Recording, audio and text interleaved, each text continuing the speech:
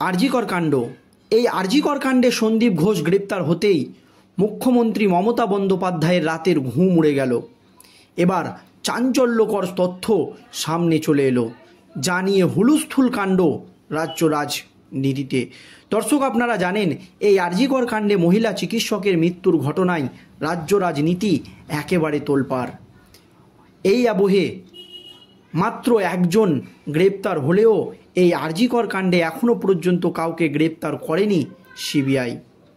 এর পরপরই আরজিকরের আর্থিক দুর্নীতি সহ একাধিক অভিযোগে সন্দীপ ঘোষকে গ্রেপ্তার করে কেন্দ্রীয় তদন্তকারী সংস্থার সিবিআই আধিকারিকরা। আর এতেই রাতের ঘুম উড়ে গিয়েছে বাংলার মুখ্যমন্ত্রী মমতা ব্যানার্জির। কেন বলছি এ কথা জানাবো আজকের এই প্রতিবেদনে আপনাদেরকে। দর্শক, আপনারা জানেন জুনিয়র চিকিৎসকরা প্রথম থেকেই এই সন্দীপ ঘোষের দাবিতে অনড়। তবে এত বড় একটা ঘটনা ঘটে যাওয়ার পরও রাজ্য সরকার কিভাবে মাত্র 8 ঘন্টার মধ্যে এই সন্দীপ ঘোষের মতো দুর্নীতিগ্রস্ত একটি লোককে অন্য একটি মেডিকেল কলেজে জয়েন করিয়ে দেন? কি করে মুখ্যমন্ত্রী মমতা ব্যানার্জি এটা করতে পারলেন, যেহেতু তিনিই স্বাস্থ্যমন্ত্রী?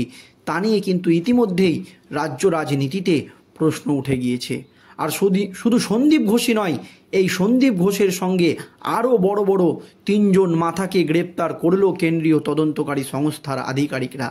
আর তার পরপরই মুখ খুলেই বিস্ফোরক সন্দীপ ঘোষ। যা বললেন তাতেই নতুন করে রাজ্য রাজনীতিতে একেবারে শোরগোল পড়ে গেল। দর্শক, এক টানা 15 দিন জিজ্ঞাসাবাদ, অবশেষে গ্রেপ্তার হলেন আরজিকরের প্রাক্তন অধ্যক্ষ সন্দীপ ঘোষ। সোমবার সিবিআই সন্দীপকে নিয়ে সিজিও থেকে বেরিয়ে নিজাম প্যালেসের উদ্দেশ্যে রওনা দিয়েছিল। তখন থেকেই প্রশ্ন উঠছিল, আজ কি বড় কোনো সিদ্ধান্ত নেবে কেন্দ্রীয় এজেন্সি?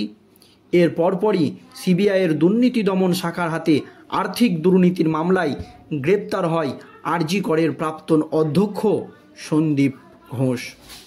শহর জুড়ে যেন আগামী দীপাবলি, সামাজিক মাধ্যম জুড়ে উচ্ছ্বাস। তবে এই গ্রেপ্তারি সাময়িক স্বস্তি প্রদান করলেও তা যে পাকাপাকিভাবে সমাধান নয়, তা স্পষ্ট করেই TV9 বাংলাকে কৌশিক বন্দ্যোপাধ্যায় জানালেন তাদের প্রতিক্রিয়া। গোড়া থেকেই আন্দোলনে সামিল ছিলেন তিনি। পরিচালকের কথায় ভদ্রলোক অ্যারেস্ট হয়েছে, যদিও ওকে ভদ্রলোক বলতে কেমন একটা লাগছে। গ্রেপ্তার হয়েছে একটা মাত্র ধারাতে।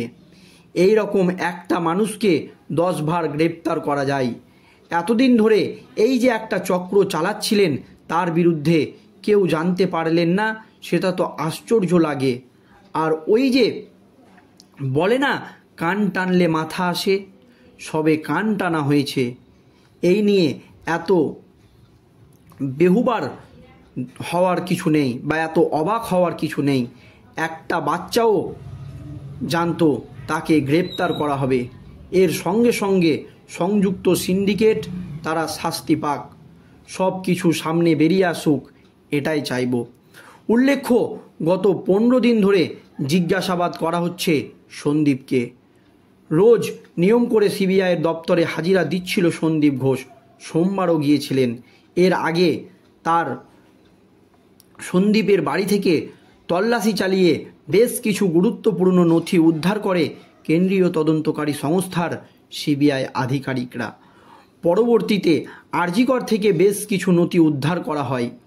এর পাশাপাশি তার আরজিকরের কক্ষ থেকেও বেশ কিছু হার্ড ডিস্ক বাজেয়াপ্ত হয়। সেখান থেকে কি কোনো ক্লু পেয়েছিলেন আধিকারিকরা? উঠছে এই প্রশ্ন। আর তখনই শুধু সন্দীপ ঘোষ একা নয়, এর সঙ্গে আরও বড় মাথারা জড়িত রয়েছে। আর এবার আরজিকর কাণ্ডে সন্দীপ ঘোষের সঙ্গে আরও বড় বড় 3 জন মাথাকে গ্রেপ্তার করল কেন্দ্রীয় তদন্তকারী সংস্থার সিবিআই আধিকারিকরা। আর প্রথম থেকেই দাবি করা হচ্ছিল, এই আরজিকরের যে দুর্নীতির চক্রান্ত একেবারে চারিদিকে ছড়িয়ে পড়েছিল এবং প্রশ্ন উঠছিল, এই আরজিকরে যে দুর্নীতির কথা হচ্ছে, সেই সমস্ত কথাই কি জানতে পেরেছিল ওই মহিলা নির্যাতিতা? সেই জন্যই কি তাকে এই দুনিয়া থেকে সরিয়ে দেওয়া হলো? এই প্রশ্ন কিন্তু উঠে গিয়েছে। দর্শক, আর এই আবহে আরও 3 জন বড় মাথাকে গ্রেপ্তার করে নিল কেন্দ্রীয় তদন্তকারী সংস্থার সিবিআই আধিকারিকরা। তারা কারা দেখুন দর্শক। আর.জি. কর মেডিকেল কলেজে আর্থিক দুর্নীতি মামলায় প্রাক্তন অধ্যক্ষ সন্দীপ ঘোষকে গ্রেপ্তার করে সিবিআই। 15 দিন জিজ্ঞাসাবাদের পর সন্দীপ ঘোষকে গ্রেপ্তার করল সিবিআইয়ের আর্থিক দুর্নীতি দমন শাখা। তবে আর.জি. কর কাণ্ডে সন্দীপ ঘোষ ছাড়াও আরও 3 জন বড় মাথাকে গ্রেপ্তার করেছে কেন্দ্রীয় তদন্তকারী সংস্থার সিবিআই আধিকারিকরা। আর.জি. কর মেডিকেলের প্রাক্তন অধ্যক্ষ গ্রেপ্তারের পাশাপাশি গ্রেপ্তার সন্দীপ ঘোষের দেহরক্ষী আফসার আলীকেও গ্রেপ্তার করে। যিনি সন্দীপ ঘোষের দেহরক্ষী ছিলেন আফসার আলী, তাকেও গ্রেপ্তার করা হয়েছে। এছাড়াও গ্রেপ্তার করা হয়েছে হাসপাতালের ভেন্টর সুমন হাজরা এবং বিপ্লব সিংকে। শুধু সন্দীপ ঘোষ নয়, আফসার আলী, ভেন্টর সুমন এবং বিপ্লব সিংকে গ্রেপ্তার করেছে কেন্দ্রীয় তদন্তকারী সংস্থার সিবিআই আধিকারিকরা। এর পরপরই চাঞ্চল্যকর তথ্য কেন্দ্রীয় তদন্তকারী সংস্থার সিবিআই আধিকারিকদের হাতে। এর আগে প্রাক্তন অধ্যক্ষ সন্দীপ ঘোষের বাড়িসহ একযোগে 15 জায়গায় তল্লাশি চালিয়ে বেশ কিছু নথি বাজেয়াপ্ত করেছিল কেন্দ্রীয় তদন্তকারী সংস্থার সিবিআই আধিকারিকরা। এরপরই গত মঙ্গলবার আলিপুর কোর্টের দ্বারস্থ হয় কেন্দ্রীয় এজেন্সি। নথি জালিয়াতির অভিযোগে যুক্ত করা হয় জামিন অযোগ্য ধারা। এর আগে 21শে আগস্ট সন্দীপ ঘোষের বিরুদ্ধে তোলা আর্থিক দুর্নীতির অভিযোগে তদন্তভার ইডির হাতে দেওয়ার আবেদন করে। কলকাতা হাইকোর্টের দ্বারস্থ হন আর.জি. কর মেডিকেল কলেজের প্রাক্তন ডেপুটি সুপার আক্তার আলী। এর পরপরই রাজ্য সরকারের তৈরি এসআইটির হাত থেকে তদন্ত নিয়ে 23শে আগস্ট সিবিআইকে দেয় কলকাতা হাইকোর্ট। আর.জি. কর মেডিকেলের প্রাক্তন ডেপুটি সুপার আক্তার আলীকে ডেকে একাধিক দিন কথা বলে সিবিআই। আর.জি. কর মেডিকেল কলেজ কর্তৃপক্ষের সঙ্গে কথা বলেন সিবিআইয়ের আধিকারিকরা। মিলিয়ে দেখা হয় আক্তার আলীর সঙ্গে সেই নথি।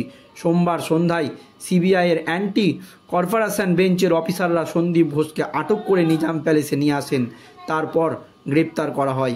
এদিন আর.জি. কর মেডিকেল কলেজের প্রাক্তন অধ্যক্ষ সন্দীপ ঘোষের গ্রেপ্তারিতে খুশি আন্দোলনকারী জুনিয়র ডাক্তাররা।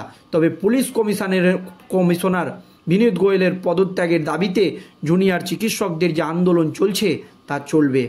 অন্যদিকে সন্দীপ ঘোষের গ্রেপ্তারির পর তৃণমূলের প্রাক্তন রাজ্য সাধারণ সম্পাদক কুণাল ঘোষ সোশ্যাল মিডিয়ায় লিখেছেন, তদন্ত করছে সিবিআই, সম্ভবত দুর্নীতির মামলায় গ্রেপ্তার হয়েছে। এই বিষয়টা সন্দীপ বা তার আইনজীবীরা বলতে পারবেন। দলের কোনো বক্তব্য নেই। কিছু অভিযোগ অনেক আগেই শোনা গিয়েছিল, তখন পদক্ষেপ নিলে এখনকার অস্বস্তি এড়াতে পারত স্বাস্থ্য ভবন। মানে মুখ্যমন্ত্রী মমতা বন্দ্যোপাধ্যায়, আপনারা জানেন, স্বাস্থ্য ভবন। এক্ষেত্রে ইঙ্গিতপূর্ণ মন্তব্য করেছেন কুণাল ঘোষ।